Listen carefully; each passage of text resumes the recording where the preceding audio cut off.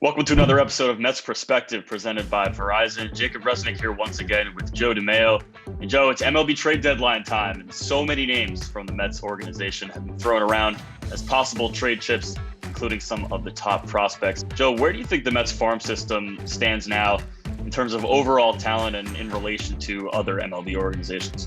The top of this organization, in my opinion, the top prospects are comparable to the top prospects on almost any organization across baseball. The issue is once you get past the top 8, 9, 10 prospects, it really does take a dive where, there's some depth issues within the organization. But as far as ranking amongst baseball, I'd put them comfortably in like the 14 to 16 range, with certainly upside to grow for more. I mean, you're talking about a top 15-ish system, and that's with 2 of the top prospects not playing baseball this year. I mean, Pete Crow-Armstrong got in, 5 or 6 games, but he didn't really play, and Matt Allen, of course, with Tommy John surgery. So it's definitely an improving system. Still a little top-heavy, but that does take time to build up the depth of an organization. Yeah, we've talked a lot about how the system is very top heavy, but just looking at the last couple of years and the development of what we consider the top of the system, early in 2019, you have maybe 3 or 4 guys that give you excitement for the future. Then the Mets draft Brett Baty and Matt Allen. Now that list becomes 5 or 6. Francisco Alvarez becomes this monster catching prospect. Pete Crow-Armstrong, JT Ginn come into the system last summer. Now you're pushing maybe 10 prospects, like you mentioned, who, if they remain in the organization, give fans significant excitement for the future, potentially at Citi Field.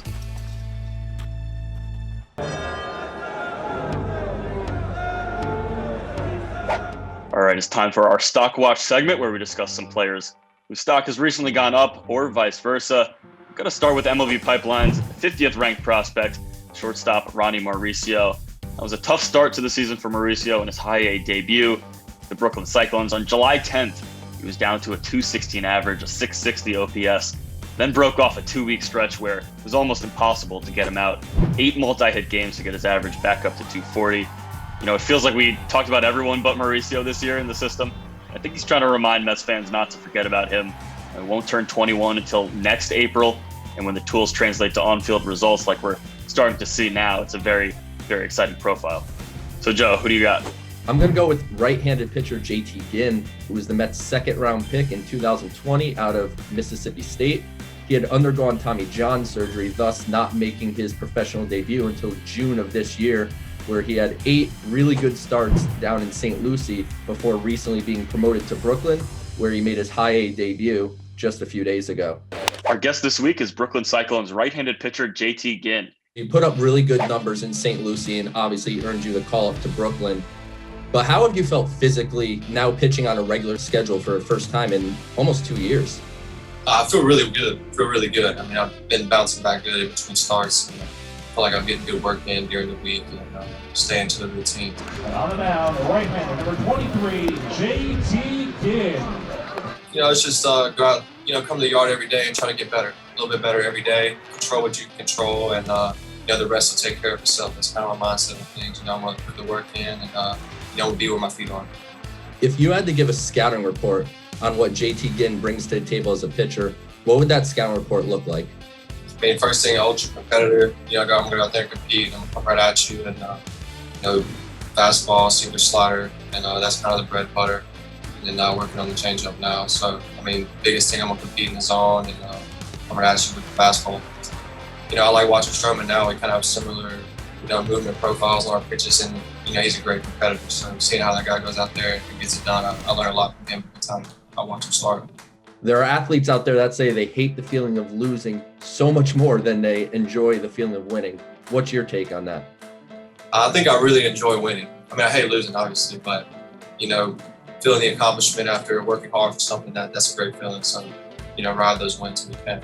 How close do you feel you are to fulfilling your dream of actually making it to the major leagues? I mean, I got the opportunity. I'm in pro ball, and that's all I can ask for right now. And just like I said, it's hard to think about that kind of stuff.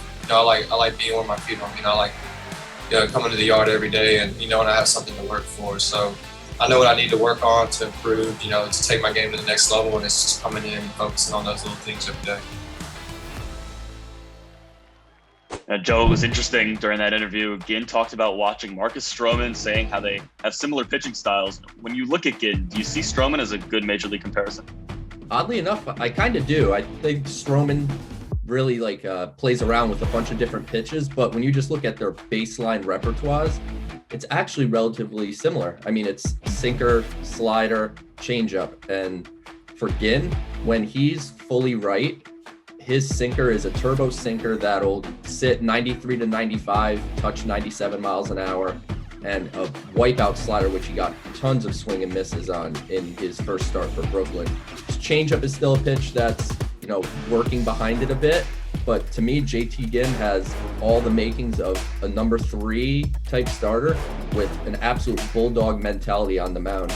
This is a guy that just is an absolute warrior on the mound, and he has the stuff to back it up. And it's just a matter of getting fully right from Tommy John.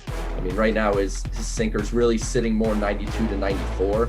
So it's close. He's not fully there, but he's going to be back soon. And once you see that sinker at full strength, it's going to be very difficult for minor leaguers to handle. Yeah, just with regards to Stroman, everyone loves when he does the hesitations on the mound, the messing with timing stuff. I actually saw Ginn do a little bit of that in his first start with Brooklyn, kind of changing the pace up a little bit, keeping hitters off balance. So, and like you mentioned, the velocity is still building back up. I think once he is able to throw that turbo sinker at a turbo speed, it's going to be, like you said, very difficult for minor league hitters, and it'll fare well for him as he pushes up towards the major leagues.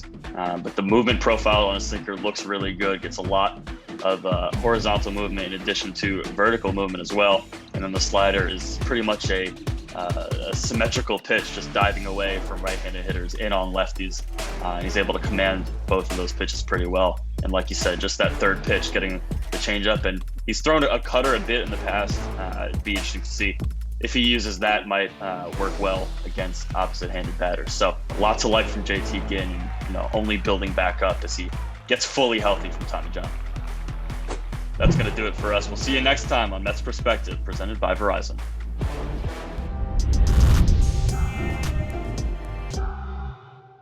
See the Mets of tomorrow play today. The Brooklyn Cyclones play baseball on the beach all summer long.